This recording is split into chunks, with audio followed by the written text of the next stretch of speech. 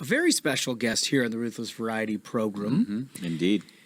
Megan Novak. She's the state director of AFP Wisconsin. And you might ask yourself, well, what exactly is happening here in the great state of Wisconsin? Well, it turns out kind of a lot. Yeah.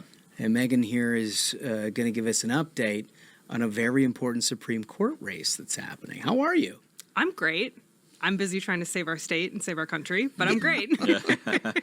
Native of Wisconsin, Yes. obviously, and you've seen your state go blue, it's gone red, it's gone, obviously last election, terrific news.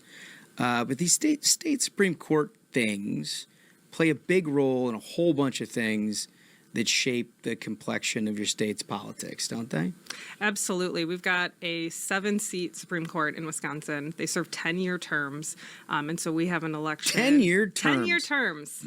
Not a lot of opportunity for accountability for voters. Yeah. No, you kind of get one bite at the apple at these things. Yep. And so it's an open seat this time. There's a liberal justice who decided to retire instead of run for re-election.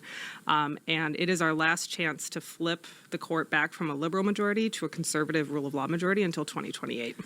Remind us, so the last time we talked about Wisconsin Supreme Court, we talked about a very pivotal race a couple years ago. We ended up coming up just an eyelash short, had a huge consequence in terms of redistricting, a whole bunch of things down ballot that obviously we would like to go the other way. This is just as consequential. Yeah, the big thing that people don't probably realize, because outside of maybe the three of us, there's not a lot of people in D.C. right now who care about a Wisconsin Supreme Court race.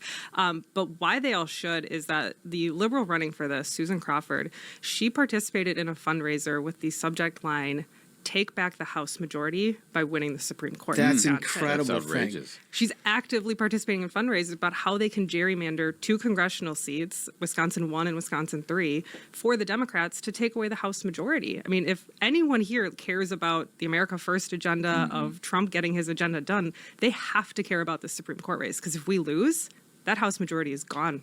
It's incredible. Yeah, it is. And Democrats are, of course, very good at stealing elections. But the one thing that Republicans do better than them is turn out voters. And what I want to ask you about, Megan, is something that's on my mind. You know, the last few midterms, Republicans have been on the ballot without President Trump's name on the ballot. And now you have a Supreme Court race that is not even in a midterm. It's just sort of in the middle of nowhere. And I'm wondering what sort of things you guys are doing to make sure that that Trump vote turns out, these rural voters who care about America first. And I know that you're hitting a lot of doors, and AFP is just legendary in their ability to do that sort of thing. But what are you guys doing to make sure that people are aware in Wisconsin and are coming out to vote in such an important election? The number one thing is we didn't pack up our bags and go home after the November election. We took 2 weeks, little 2-week break, and then we were right back out on doors talking about the Supreme Court race. So when the Trump victory was fresh in everyone's minds, we were out there talking to them directly about, okay, here's the next election you have to care about, because it didn't end on November 5th for everyone. There's so much at stake in this election. And so we've reached almost 300,000 voters directly since before Thanksgiving last year, and we'll be through it April 1st, which is Election Day, because of course it's on April Fool's Day. Why wouldn't you? Why wouldn't you put the future of Wisconsin and the future of country on April Fool's Day? It feels pretty ironic. But we'll be out there every single day until then, because we know those voters are going to be more likely to turn out if we're able to talk to them face to face. So who's our guy? Brad Schimel is our guy. Brad Schimel is our guy. Good dude. Great dude. And obviously fits along the lines of somebody who's going to interpret law, somebody who follows the law, has respect for the law, is not interested in running for the Supreme Court in order to overturn majorities in Congress, as his opponent is. Maybe you should run. That was a great pitch. No, Brad is, I mean, he really true. Like, he's a good guy, which helps in Wisconsin. We like super authentic, real people when we elect candidates. We don't want a fake person coming in and carpetbagging or anything like that. We want the guy that passes the beer test that we can sit at the bar and have our Miller Lite with. There's no question about that, by the way. That's right. My experience as a Minnesotan with Wisconsin's the beer test, very important. It's very important. Very important. Very important. And he passes it. I mean, not only was he a district attorney, Wisconsin attorney general, a circuit court judge, but he's in a rock cover band. He plays bass. Yeah, there he is. He's a dude. kind of cool. Yeah. Like for a Wisconsin dad, he's kind of a cool guy and he's super relatable and people want that. Like they don't want some stuffy, stiff, talking down to you condescending person like his opponent is. They want someone they can relate to, and that's Brad Schimel. His opponent is like spending all their time trying to figure out how to facilitate Soros prosecutors, overturn House majorities. Voter ID is something that's come up in her past. Voter ID, Act 10, the big labor reform. If you remember the huge protests in Wisconsin, 100,000 protesters, which I think they call that an insurrection now, but 100,000 protesters in Wisconsin in 2011. The reform that took back collective bargaining from public sector unions actually saved our state from becoming Illinois. She argued against it, tried to overturn it in the courts because she's that radical. So this is a dyed-in-the-wool progressive leftist. Full Dane County, absolute progressive, hold nothing back. That is who she is. What's her deal on voter ID? She's just against it. She doesn't want legitimacy in our elections. I mean, she argues that it suppresses voters. Interestingly enough, our really good partner in state, Wisconsin Institute for Law and Liberty, they just released a report, academic research paper that shows that there's absolutely no negative impact on turnout for states that pass voter ID. And it's possible that it actually increases turnout because, gives people faith in their elections and that their vote is actually going to count. Yeah. I mean, look, it doesn't come as news to us. The only people left in the world who think that voter ID is somehow a suppression device are the very progressive leftists who are just off the left-hand side of the map. It's people trying to cheat. Yeah. It is people trying to cheat. They're trying to get away with something because, you get on a train, you have to show your ID. You go to a high school football game, you have to show your ID to get your tickets. You go to the hospital, you got to show your ID. Why can't you? My understanding is to go to this debate that they're having. Got to show an ID. Got to show an ID. Oh, you're kidding.